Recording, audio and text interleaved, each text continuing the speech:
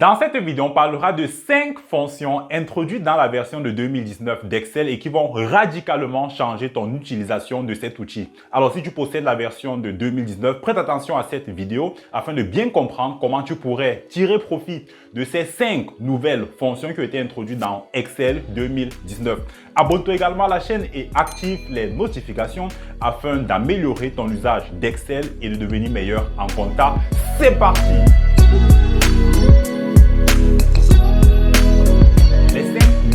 Fonctions, parmi tant d'autres, je tiens tout de même à le préciser, ce ne sont pas les seules fonctions qui ont été introduites dans la version de 2019 d'Excel. Il y en a bien d'autres, mais j'ai pensé vous présenter ces 5 fonctions parce que je les trouve assez importantes dans vos travaux sur Excel, dans vos travaux en tant que comptable, du moins dans les métiers de la compta et de la finance. Je pense honnêtement que vous en aurez besoin. Alors, ces 5 fonctions, ce sont lesquelles? C'est la fonction trier. J'ai prévu ici un onglet pour chacune de ces fonctions. Il y a la fonction trier, il y a la fonction filtre, la fonction unique, la fonction séquence et la fonction recherche X. On va donc commencer par la fonction trier qui vous permet justement de mettre dans un ordre donné, ordre croissant, ordre décroissant ou alors suivant un critère que nous avons nous-mêmes choisi, de mettre donc en ordre vos informations. Ici, nous avons les différentes filiales du groupe. Là, ce sont les pays, filiales, le chiffre d'affaires en millions d'euros et puis le résultat en millions d'euros. On peut être intéressé donc de disposer à part, à l'aide d'une formule et notamment de cette formule trier, de disposer de la filiale et puis du chiffre d'affaires. Pour vous montrer comment utiliser la fonction trier, dans un premier temps, on pourrait l'utiliser sans autre élément de tri, tel que le chiffre d'affaires. On va choisir juste de trier les filiales dans l'ordre alphabétique, qui est l'ordre par défaut. Donc, on va dire égal, trier. On choisit le premier trier. Donc, ici, on va utiliser d'abord la première fonction trier qui trie une plage ou un tableau. Et ensuite, si vous voulez, on va se servir de la fonction trier par qui trie une page ou un tableau sur la base des valeurs qu'on lui aura précisées. Donc, on commence par le premier trier. Ici, il faudrait donc indiquer le tableau que nous souhaitons trier. On a choisi de trier les filiales. Si je ferme les parenthèses à ce niveau, cela signifie que je ne tiens pas compte de ces 3 autres arguments qui, comme je l'ai déjà souligné, lorsque vous avez des arguments qui sont sur des crochets, cela signifie que ce sont des arguments optionnels que vous n'êtes absolument pas obligé d'utiliser dans votre formule. Donc, si on s'arrête à ce premier argument, le tableau que nous avons indiqué, vous remarquerez qu'un tri va être effectué dans l'ordre de A à Z, dans l'ordre alphabétique. Je ferme donc les parenthèses et là, vous avez votre tableau qui est tout simplement trié. On va à présent illustrer le fonctionnement également de la fonction trier. Cette fois-ci, on va faire un tri dans l'ordre du chiffre d'affaires. Je voudrais que les différentes filiales apparaissent dans l'ordre décroissant du chiffre d'affaires. Comment est-ce que je peux faire ça? On va revenir en arrière, CTRL Z. Ensuite, on va dire égal, trier. Je sélectionne à présent comme tableau les 2 colonnes. On va prendre à la fois la colonne des filiales et la colonne du chiffre d'affaires. Vous allez certainement remarquer que ce tableau, je l'ai déjà transformé en une table officielle Excel. Pour rappel, pour passer d'un tableau Excel à une table officielle Excel, vous allez tout simplement sélectionner la table en question et faire un CTRL L. Donc, nous avons sélectionné notre tableau. Ça, c'est le premier argument. Point virgule, on va à présent indiquer l'index. Je souhaiterais faire un tri dans l'ordre du chiffre d'affaires. Dans la sélection que je viens de faire là, le chiffre d'affaires apparaît en quel index? Ça, c'est l'index numéro 1 et là, c'est l'index numéro 2. Donc, on va mettre 2 tout simplement. Dans quel ordre je voudrais faire ce tri? Dans l'ordre décroissant, ai-je dit, n'est-ce pas? Ensuite, je ferme donc les parenthèses, je valide, pouf! Vous avez votre tableau des filiales dans l'ordre décroissant du chiffre d'affaires. C'est tout simplement formidable. Et vous allez remarquer que c'est assez dynamique parce que si j'ajoute une nouvelle filiale, mettons filiale nouvelle, n'est-ce pas? J'ajoute une nouvelle filiale. On va mettre un chiffre d'affaires de 20 000 ou alors 20 000 millions d'euros.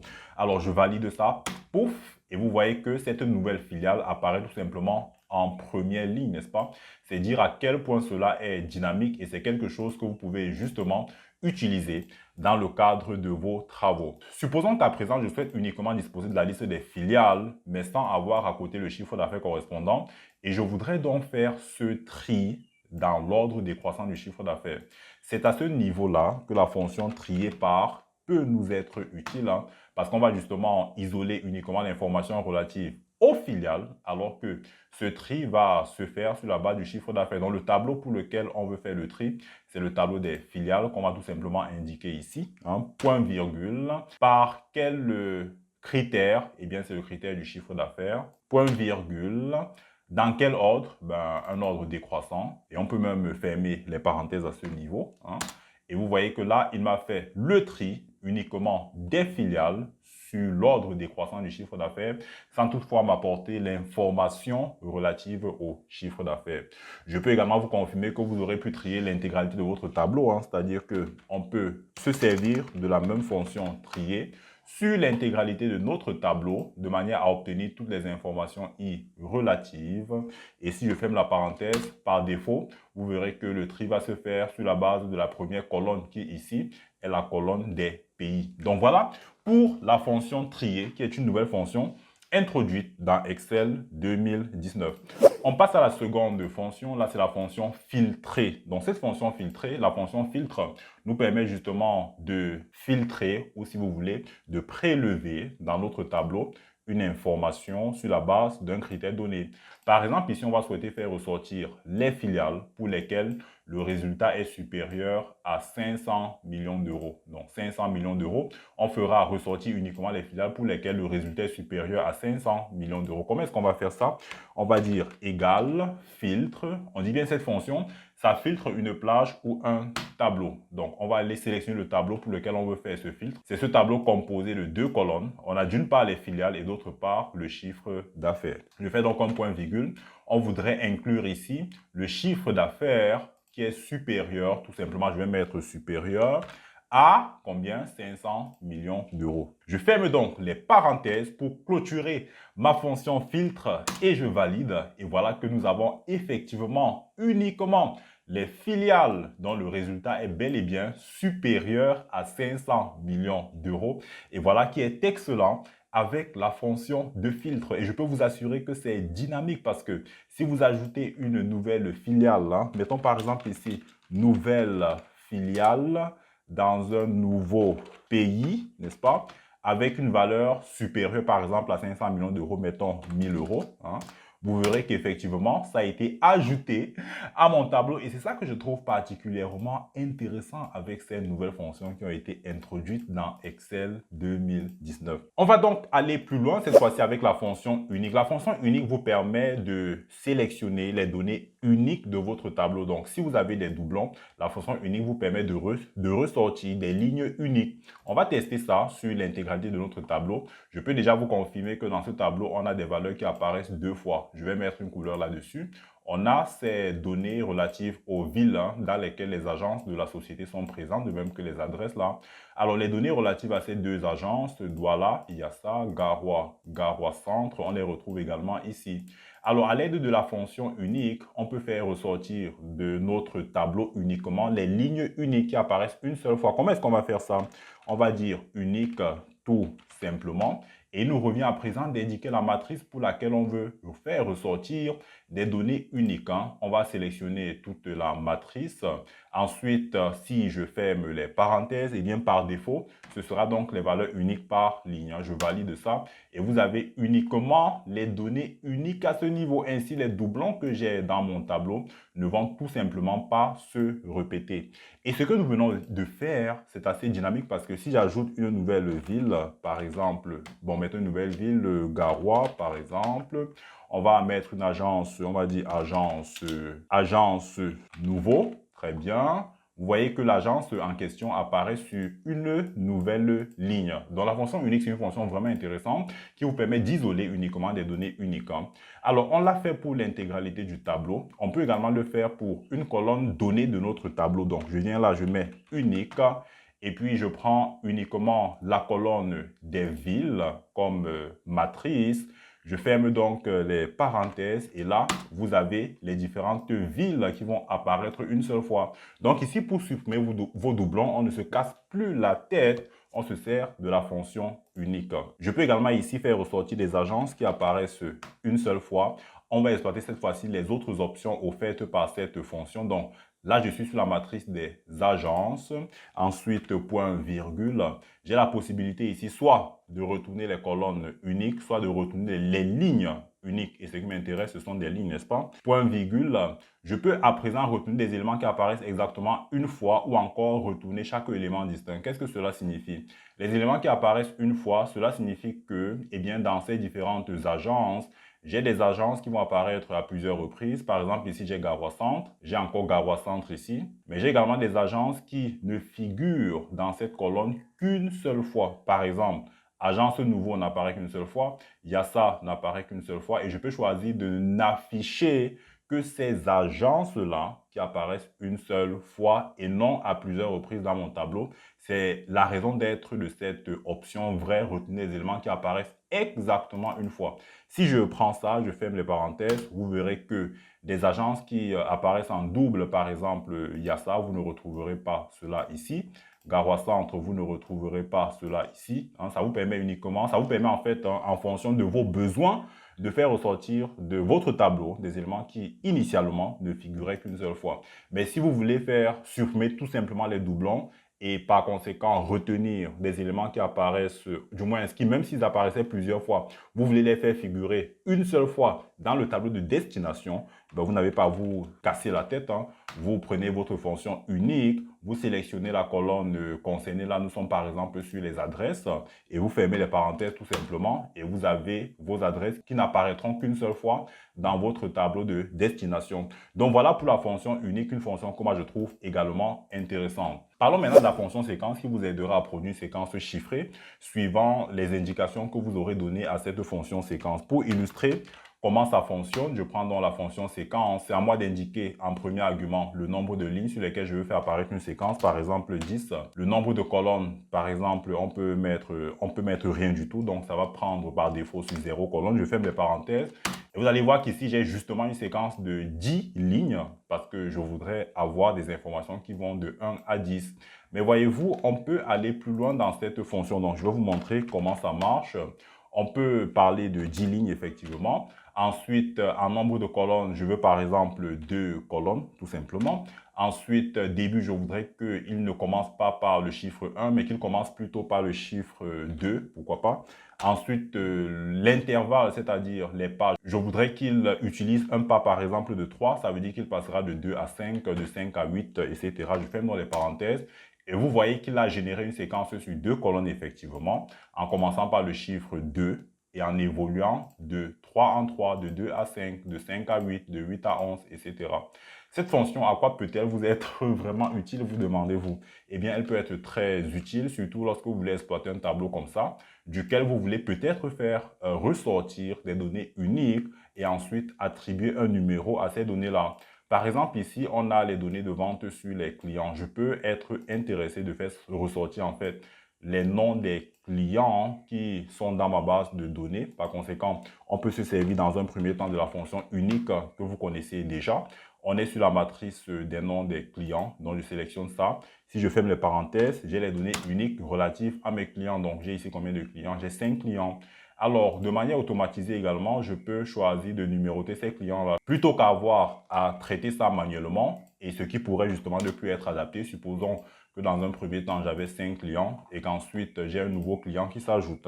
On va dire nouveau client, n'est-ce pas? Vous avez ici un nouveau client.